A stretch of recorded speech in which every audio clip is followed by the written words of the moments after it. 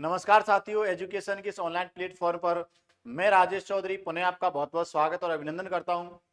दोस्तों, आज हम चर्चा करने वाले हैं वीएसटीसी का जो टीचिंग एप्टीट्यूड वाला जो पोर्शन हमने क्वेश्चनों के माध्यम से जो एक सीरीज चालू की है, उसमें आज नई क्लास लेकर आया हूं मैं। जिस क्लास में दोस्तों आज हम सृजनात्मकता की चर्चा करने वाले हैं। पहले मैं उन विद्यार्थियों को अवगत करा देना चाहता हूं जो विद्यार्थी नए अभी जुड़े हैं। तो दोस्तों, मैं यहाँ पर आपको टीचिंग एप्टीट्यूड से संबंधित एक बहुत बड़ी समस्या थी कि बीएसटीसी के एग्जाम में एक बहुत बड़ा पोर्शन लगभग 150 नंबर का टीचिंग एप्टीट्यूड वाला है, शिक्षण अभिरुचि वाला है। तो उसका कैसे रिवीजन किया जाए या उसके क्वेश्चन कैसे सॉल्व किए जाए, कैसे क्वेश्चन आते, व्यवहारिक क्वेश्चनों को कैसे हल किया जाता है। तो दोस्तों, यहाँ मैं आपके लिए 5 क्लास पहले अपलोड कर चुका हूं, जिसमें 3 क्लासों के माध्यम से मैंने अधिगम टॉपिक को समझाया था और 2 क्लासों के माध्यम से मैंने नेतृत्व टॉपिक को समझाया था। आज की जो क्लास है दोस्तों, ये हमारी क्लास सृजनात्मकता से संबंधित रहेगी, क्रिएटिविटी से संबंधित रहेगी। बालकों में, सृजनशील बालकों में क्या गुण होने चाहिए या बालकों में सृजनशीलता को कैसे बढ़ाया जा सकता है, इसके बारे में चर्चा करने वाले।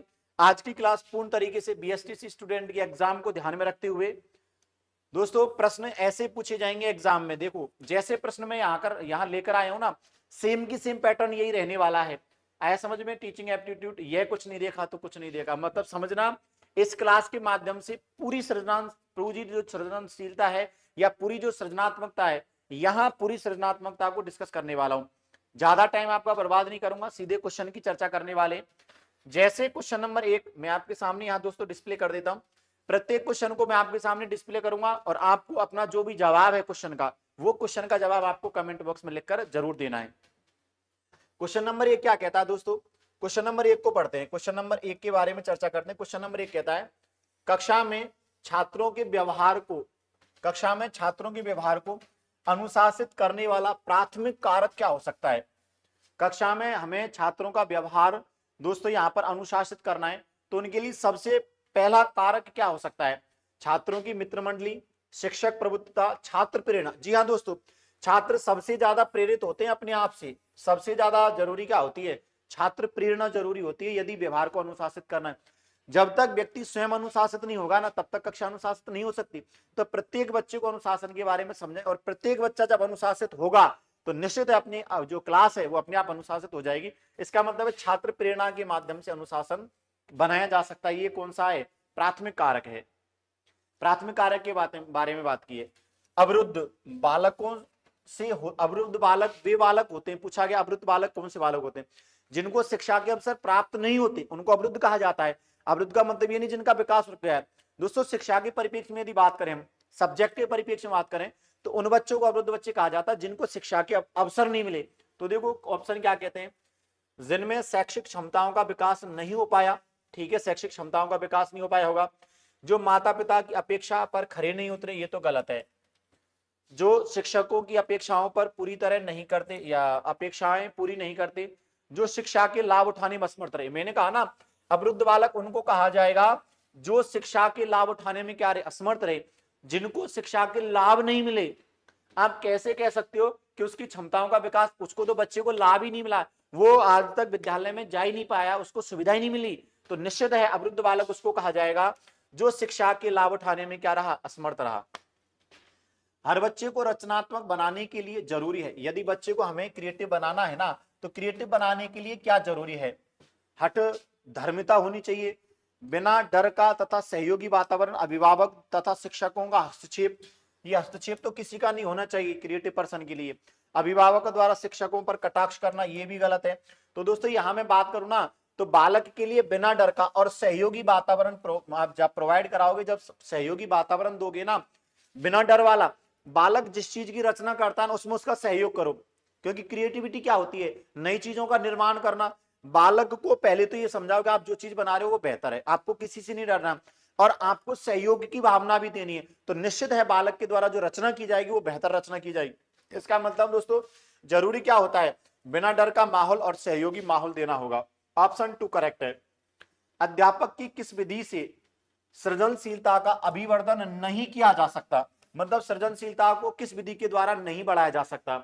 ऑप्शन व्याख्यान विधि। देखो पहला ही ऑप्शन ऐसा है, व्याख्यान विधि में अध्यापक के द्वारा व्याख्यान किया जाता है। यहां शिक्षक ही केवल प्रभुत्व करता है, यहां बालक शून्य। व्याख्यान केवल शिक्षक के द्वारा कराया जाता है, यहाँ बालक केवल सुनते हैं उस व्याख्यान को, तो यहाँ बालकों की सृजनशीलता को कैसे बढ़ाएंगे, ये तो एकदम गलत है। खेल विधि के माध्यम से आप सृजनशीलता को बढ़ा सकते हो, खोज विधि के माध्यम से बढ़ा सकते हो, नए नए खोज करके लाएगा बालक, मतलब बढ़ा सकते हो, प्रोजेक्ट विधि के माध्यम से बढ़ा सकते हो। उसने कहा है अभिवर्धन नहीं कर सकते, तो कौन सी विधि है, व्याख्यान विधि। ऑप्शन नंबर 1 करेक्ट होने वाला है, यहां नहीं पूछा है, ठीक है भैया। नेक्स्ट क्वेश्चन, क्वेश्चन नंबर 5 क्या कहता है, अध्यापक विद्यार्थियों में वैज्ञानिक दृष्टिकोण, कौन सा दृष्टिकोण, वैज्ञानिक दृष्टिकोण किस प्रकार पैदा कर सकता है। वैज्ञानिकों की उपलब्धियां बताकर, वैज्ञानिकों के बारे में उपलब्धि होता है कि इन वैज्ञानिकों ने ये उपलब्धि प्राप्त की है। तो दोस्तों मुझे नहीं लगता वैज्ञानिक दृष्टिकोण करने का कारक हो सकता है, लेकिन इतना ज्यादा आवश्यक कारक नहीं है। उससे प्रैक्टिकल करवाकर, बालक से प्रैक्टिकल करवा सकते, प्रयोग करवाकर, निरीक्षण करके और उनका परिणाम, देखो यहाँ सब चीज है, बालक से प्रयोग करवाओ, ऑब्जर्वेशन में रखो, ऑब्जर्वेशन का मतलब उनका निरीक्षण करते रहो बीच बीच में कि बालक गलत प्रयोग तो नहीं कर रहा, और बालक से परिणाम निकलवाओ। सबसे बेहतर वैज्ञानिक दृष्टिकोण इस माध्यम से किया जा सकता है, क्योंकि 3 काम हो रहे हैं, बालक प्रयोग कर रहा है, आपका ऑब्जर्वेशन, आपका निरीक्षण मिल रहा है, और बालक परिणाम निकालता है, तो बालक में दृष्टिकोण, वैज्ञानिक दृष्टिकोण इसके माध्यम से ज्यादा बेहतर तरीके से दोस्तों स्थापित किया जा सकता है। अगला क्वेश्चन क्या कहता है, आप सृजनात्मकता के विकास हेतु कौन सी शिक्षण विधि अपनाएंगे। यदि बालक में आप क्रिएटिविटी का विकास करना चाहते हो ना, सृजनात्मकता का विकास करना चाहते हो, मैंने आपको बताया दोस्तों क्रिएटिविटी का विकास करने के लिए अध्यापक द्वारा किन किन विधियों का उपयोग किया जाता है, उसके बारे में पूछा है, किस विधि का उपयोग करेंगे। समस्या समाधान विधि होगी क्या, कहानी विधि होगी क्या, व्याख्यान विधि। देखो मैंने बताया व्याख्यान विधि गलत है, कहानी विधि के माध्यम से मुझे नहीं लगता बालकों को सृजनशीलता का विकास होगा। मैं कहानी सुनाता जाऊंगा, इसमें बालकों का क्या रेस्पॉन्स होगा, कैसे सृजनशील होंगे। दूसरा है व्यक्ति इतिहास विधि, व्यक्ति इतिहास विधि होती है एक किसी भी व्यक्ति के बारे में पढ़कर। अब दोस्तों यहां यदि मैं सबसे बेहतर विकल्प की चर्चा करूं ना, तो समस्या समाधान विधि है। जब बालक के सामने आप समस्याएं रखते जाओगे और बालक उनका समाधान करेगा, तो सबसे बेहतर विधि कौन सी होगी, जिस विधि के माध्यम से बालकों में क्रिएटिविटी या सृजनात्मकता का विकास किया जाएगा, वो विधि कौन सी है भैया, समस्या समाधान विधि, मतलब ऑप्शन नंबर 1 करेक्ट है। अगला क्वेश्चन क्या कहता है, सृजनशील व्यक्ति निम्नलिखित में से कौन सा गुण रखते हैं। क्रिएटिव पर्सन में कौन सा गुण होना चाहिए या कौन सा गुण रखते हैं। निर्णय में स्वतंत्रता होगी, निश्चित है ये निर्णय में स्वतंत्र होंगे, जिज्ञासु होंगे, विचारों में दृढ़ होंगे, निडर और साहसी। दोस्तों सबसे ज्यादा इसमें यदि इंपॉर्टेंट गुण की बात करूं ना, तो वो सबसे ज्यादा जिज्ञासु होते हैं, उनमें नई चीज को जानने की इच्छा होती है। और सृजनशीलता का मतलब मैंने आपको बताया था नवीन रचना होता है। जब तक बालक में कुछ जानने की इच्छा नहीं होगी, तब तक वो नवीन रचना कैसे कर सकता है। इसका मतलब सृजनशील जो बालक होता है ना, वो जिज्ञासु होता है। सबसे बेहतर गुण कौन सा रखते हैं भैया, वो जिज्ञासा वाला, मतलब ऑप्शन नंबर 2 करेक्ट है यहां पर। अगला क्वेश्चन क्या कह रहा है, सृजनशीलता को दर्शाने के लिए निम्नलिखित में से कौन सा विषय की प्रकृति उपयुक्त है। कौन से विषय की प्रकृति उपयुक्त है। सृजनशीलता को यदि आप समझाना चाहते हो ना, तो आप किस विषय के माध्यम से बालकों के लिए सृजनशीलता समझा सकते हो। इतिहास के माध्यम से नहीं, इतिहास के माध्यम से बालकों को कैसे सृजनशीलता समझाओगे। विज्ञान के माध्यम से, फिर भी प्रयोगों के माध्यम से समझा सकते हैं, साहित्य के माध्यम से नहीं। यदि सृजनशीलता को आपको दर्शाना है ना, तो सबसे बेहतर विषय होगा चित्रकला और कला, मतलब ड्राइंग के माध्यम से बालकों को ड्राइंग के माध्यम से सृजनशील बना सकते। नई चीज का निर्माण करना, और निर्माण करना या तो साइंस में या कला में होता है, तो यहां सबसे बेहतर विकल्प कौन सा होगा दोस्तों, चित्रकला के माध्यम से। अगला क्वेश्चन क्या कहता है, एक अध्यापक अपनी कक्षा, एक अध्यापक है कोई, मान लो आप अध्यापक हो, अपनी कक्षा के विद्यार्थियों में निम्नलिखित में से किस क्रिया द्वारा सृजनात्मकता का विकास कर सकते हैं। बालकों में क्रिएटिविटी का आपको विकास करना है, तो किस विधि के माध्यम से आप कर सकते हो, विकास कैसे कर सकते हो। मस्तिष्क उद्लेखन विधि के द्वारा, या मस्तिष्क उद्लेखन के द्वारा, अभिव्यक्ति का अवसर देकर, अभ्यास का दोहरान करवाकर, स्वयं क्रिया द्वारा। दोस्तों ध्यान रखना, जब भी बालकों में सृजनशीलता के विकास की बात आएगी ना, तो बालकों से आप क्रिया करवाओ, क्योंकि सृजनशीलता का विकास है ना, लर्निंग बाय डूइंग कंसेप्ट पर होता है, बालक करके सीखता है। और कहीं ना कहीं यदि किसी भी नई चीज का निर्माण करना है ना, तो बालक को स्वयं उसका प्रयास करना होगा बनाने का। मतलब सबसे इंपॉर्टेंट कारक क्या हो सकता है, स्वयं क्रिया के द्वारा या स्वतः क्रिया के द्वारा। बात समझ में आई। अगला क्वेश्चन क्या कहता है, क्वेश्चन नंबर 10, एक अध्यापक को प्राथमिक स्तर पर, प्राथमिक स्तर दोस्तों 1 से 5 है, एक अध्यापक को प्राथमिक स्तर पर विषय वस्तु के संप्रत्यक्षीकरण हेतु शिक्षण अधिगम सामग्री और अनुभवों का उपयोग करना चाहिए। कौन सी शिक्षण अधिगम सामग्रियों का उपयोग करना चाहिए, सांकेतिक सामग्री, अमूर्त सामग्री का मतलब जिसको बालक ने देखा ही नहीं है। प्रत्यक्ष अनुभव, जो बालक अनुभव करता है। मूर्त सामग्री, दोस्तों यदि मैं बात बताऊं ना, तो यदि आपको प्राथमिक स्तर पर संप्रत्यक्षीकरण के बारे में शिक्षण अधिगम सामग्री का उपयोग करना है, तो दोस्तों यहाँ पर सबसे बेहतर होगी सांकेतिक सामग्री, क्योंकि यहाँ बात कर रहा है प्राथमिक स्तर की। तो बालक को आप जब संकेतों के माध्यम से समझाओगे ना, तो वो बेहतर चीजों को समझता है।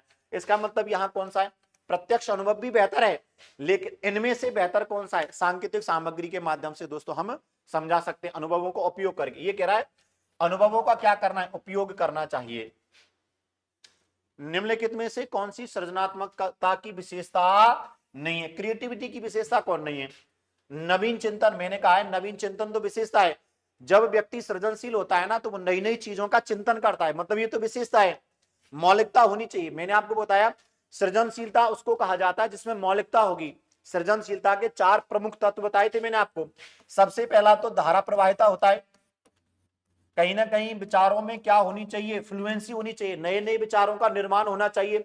ये सृजनशीलता के तत्व मैंने आपको बताए थे, 4 तत्व। फ्लुएंसी होनी चाहिए, धारा प्रवाहिता होनी चाहिए, साथ के साथ दोस्तों लोचनशीलता होनी चाहिए, फ्लेक्सिबिलिटी होनी चाहिए। मतलब यदि आपका जो भी निर्णय है ना वो गलत है, तो उस निर्णय में बदलाव करके बेहतर चीज का निर्माण करना, ये होती है फ्लेक्सिबिलिटी। इसके बाद दोस्तों मौलिकता होनी चाहिए, उन विचारों में क्या होनी चाहिए, मौलिकता। मौलिकता का मतलब होता है अनोखा निर्माण, जिस निर्माण को देखकर दूसरों को भी अच्छा लगे कि यार वाह क्या चीज बनाई है, वो होती है मौलिकता, ये ओरिजिनलिटी होती है।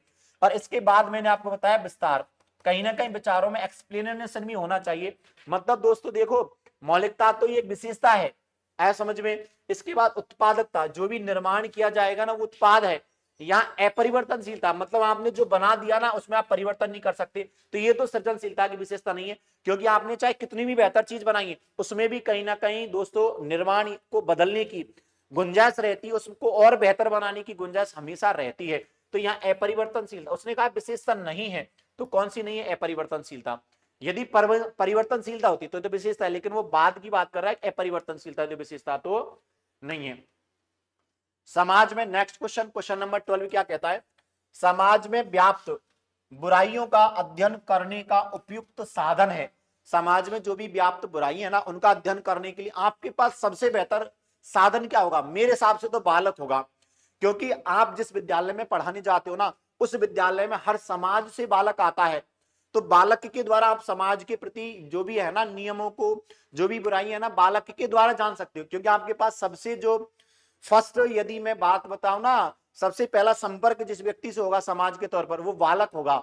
यहां देखते हो क्या कहता है, छात्रों से संपर्क करना चाहिए, किसके माध्यम से, उपयुक्त साधन क्या है आपके पास दोस्तों, छात्रों का क्या करना, संपर्क। अभिभावकों से, सामाजिक सर्वेक्षण, ये बात की बात है। सबसे यदि उपयुक्त की बात करूं तो छात्रों से क्या करना, संपर्क करना।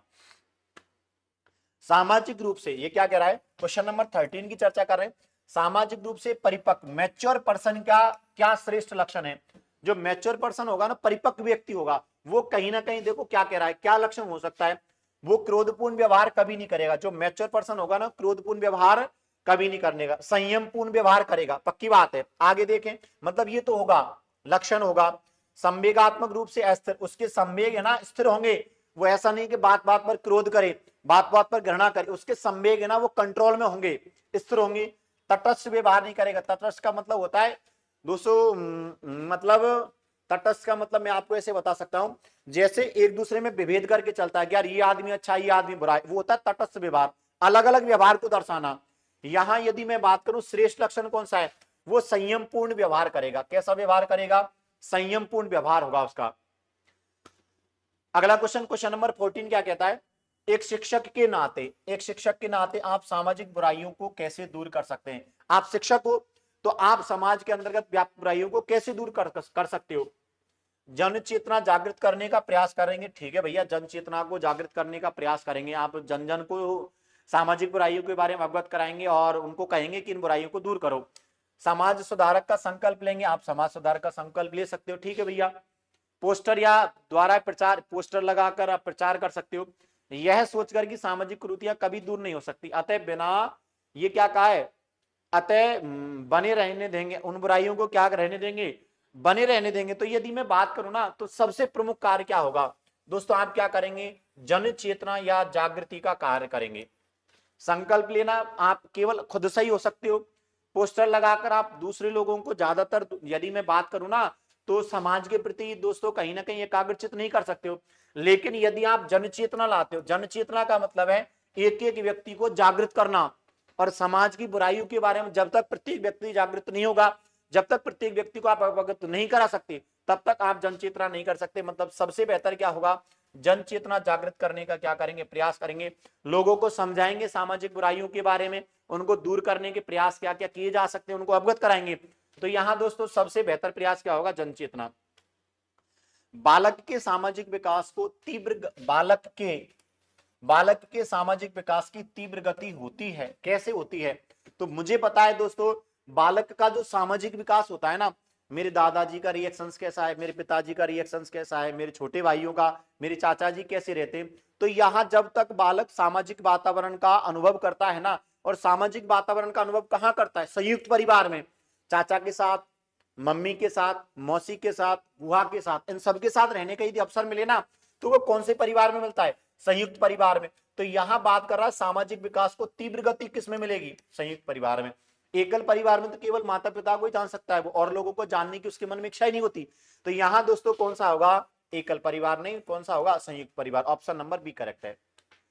शिक्षक दिवस के अवसर पर, कोई भी शिक्षक दिवस है, शिक्षक दिवस जो दोस्तों आपको पता होना चाहिए 5 सितंबर को मनाया जाता है, डॉक्टर सर्वपल्ली राधाकृष्णन के जन्म दिवस पर। शिक्षक दिवस के अवसर पर कुछ विद्यार्थियों ने आपको शुभकामनाएं कार्ड भेजे। शिक्षक दिवस के अवसर पर आप शिक्षक हो, तो कुछ विद्यार्थी आपको शुभकामनाएं कार्ड भेजते हैं कि गुरुजी शिक्षक दिवस की आपको बहुत बहुत शुभकामनाएं, ऐसे करके आपको कार्ड भेजा जा रहा है। तो ऐसे में आप क्या करेंगे, कुछ नहीं करेंगे, ये तो गलत है, उन्हें धन्यवाद ज्ञापन करेंगे। देखो यदि आपको कार्ड भेज रहा है तो आप बच्चों को कहोगे बहुत बहुत धन्यवाद, आपका बहुत या बहुत बहुत शुभकामनाएं, आपने जो हमें शुभकामनाएं दी है ना, बात समझ में, आप उनको क्या करेंगे, धन्यवाद करेंगे, ये सही हो सकता है। उन्हें पैसे देकर, ये तो गलत बात है। उन्हें परस्पर शुभकामनाओं का आदान प्रदान करेंगे। देखो शिक्षक दिवस की शुभकामनाएं बालक जब आपको देता है ना, तो आप भी शुभकामनाएं दे सकते हो, लेकिन आपके लिए सबसे बेहतर क्या होगा, आप उनको क्या दे, धन्यवाद का ज्ञापन करें। जैसे ऐसे होता है ना, हमें कोई गिफ्ट देता है ना, तो गिफ्ट के बदले में यदि गिफ्ट दें तो वो क्या होता है, आदान प्रदान। लेकिन गिफ्ट के बदले में गिफ्ट देना, ये तो दोस्तों कहीं ना कहीं ऐसी बात हो गई कि एक हाथ लो दूसरे हाथ दो, ऐसे नहीं करना। आपको शिक्षक की भूमिका को बेहतर रूप से निभाना है। तो यदि बालक ने आपको क्या दिया है, शुभकामनाएं दी, तो आप बालक को धन्यवाद ज्ञापन दो कि आपका बहुत बहुत धन्यवाद। आया समझ में। तो ये कौन सा विकल्प होगा, आप क्या करेंगे, धन्यवाद का ज्ञापन करेंगे। आदान प्रदान करना सही नहीं होगा। जिन बच्चों को ये लग रहा है ना कि साहब आप भी शुभकामनाओं का आदान प्रदान कर दो, बालकों को आप कहोगे आपको भी शिक्षक दिवस की बहुत बहुत शुभकामनाएं, तो ये ऐसे हो गया जैसे बालक के लिए आप यूनिक पर्सन हो। ध्यान रखना, तो आप जैसा व्यवहार करोगे ना, बालक उसी व्यवहार का अनुसरण करता है। तो यहां आपका, जब बालक आपको अभिप्रेरित कर रहे हैं या बालक आपको शुभकामनाएं दे रहे हैं ना, तो आपको उनको धन्यवाद देना है। आए समझ में।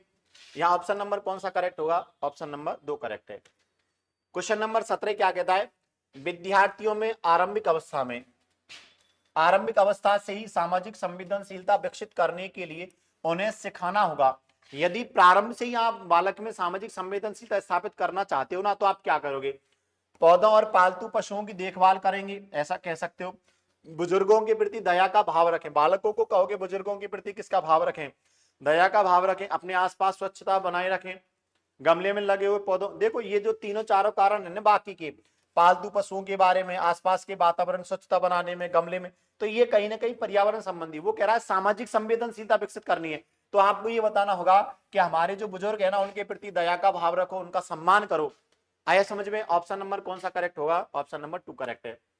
सामाजिक संवेदनशीलता मुद्दों पर बोलते समय शिक्षकों को डैश डैश डैश और डैश डैश डैश होना चाहिए। आत्मविश्वास और विश्वासप्रद, तो आत्मविश्वास विश्वासप्रद हो गया, आत्मविश्वासी और मिलनसार, आत्मविश्वासी और सक्षम। देखो सामाजिक संवेदनशीलता मुद्दों पर बोलते समय बालक या शिक्षक को क्या होना चाहिए, आत्मविश्वासी होना चाहिए, उसको खुद पर विश्वास होना चाहिए, और दोस्तों सक्षम होना चाहिए सामाजिक मुद्दों के बारे में बताने के लिए।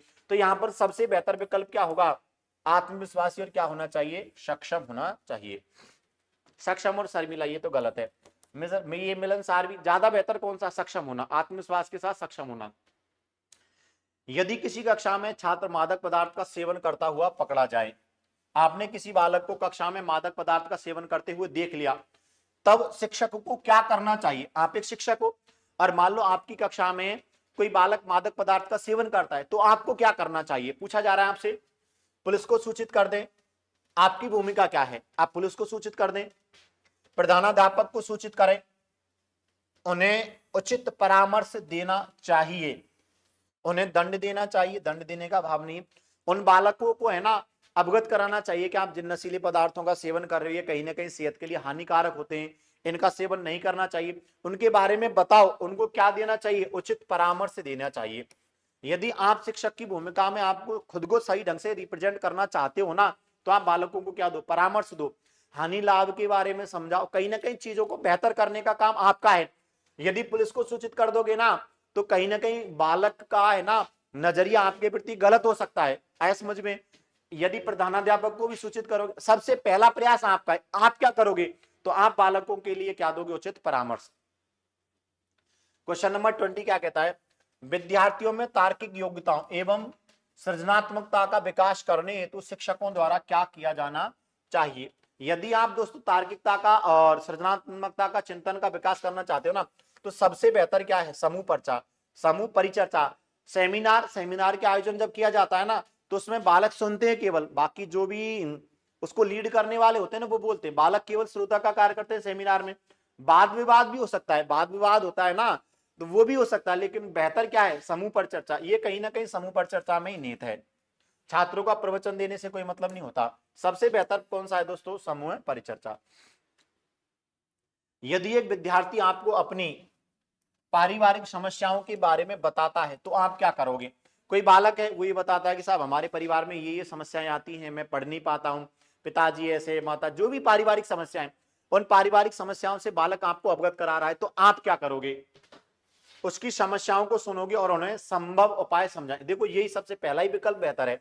उनकी समस्याओं को सुनोगे और जो भी संभव उपाय होंगे ना, उन उपायों को बालक को बताओगे। उसकी समस्याएं सुनेंगे और नैतिक संबलन, ये तो कतई गलत है। मतलब समस्याओं को सुनेंगे और नैतिक संबल से क्या मतलब होता है? उसे केवल पढ़ाई से संबंधित समस्याओं को चर्चा करने के लिए कहेंगे। गलत। बालक आपको कुछ सिखा रहा है, कुछ समझा रहा है और आप नहीं सुनोगे। ये क्या कह रहा है? उसे पारिवारिक समस्या चर्चा नहीं करने के लिए कहेंगे। नहीं, गलत है। उसकी पारिवारिक समस्याओं को सुनेंगे और जो भी संभव उपाय है ना वो बालक को समझाएंगे। पहला विकल्प ही बेहतर है। क्वेश्चन नंबर 22 क्या कहता है? बालक बालिकाओं के सामाजिक विकास का आधारभूत अभिकरण कहा जाता है। किसको कहा जाता है? यदि आधारभूत अभिकरण की बात करें ना, तो दोस्तों बालक और बालिकाओं के सामाजिक विकास के लिए सबसे बेहतर अभिभूत क्या होता है? माता पिता एवं परिवार। आया समझ में? पहला कारक कौन सा है? मैंने आपको बताया था पहला कारक ही परिवार है। अभी थोड़ी देर पहले समझाया था ना, पहला कारक ही क्या है? परिवार है। और यदि परिवार ऑप्शन में नहीं है तो क्या होगा? विद्यालय। आया समझ में?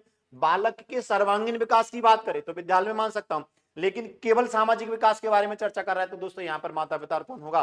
परिवार होगा। क्वेश्चन नंबर 23, सामाजिक परिपक्वता से क्या मतलब है? सामाजिक परिपक्वता क्या होती है?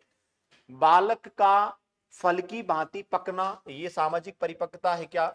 ऐसा कुछ नहीं है। बालक में विवेक का विकास होना, बालक में सामाजिक कुशलताओं का विकास होना, बालक का प्रौढ़ के समक्ष संतुलित सामाजिक व्यवहार का प्रदर्शन करना, किसको सामाजिक परिपक्वता कहा जाएगा? दोस्तों यहां पर यदि मैं आपसे बात करूं ना, तो ये क्या है? बालक में सामाजिक कुशलताओं का क्या करना? विकास होना ही सामाजिक परिपक्वता। सामाजिक जितनी भी कुशलताएं ना उनका विकास होना ही बालक के लिए क्या होगी? सामाजिक परिपक्वता। वो प्रौढ़ों के समक्ष संतुलित व्यवहार, जो हमसे बड़े हैं, बालक से जो बड़ा है ना उसके जैसा कैसे संतुलित व्यवहार करेगा?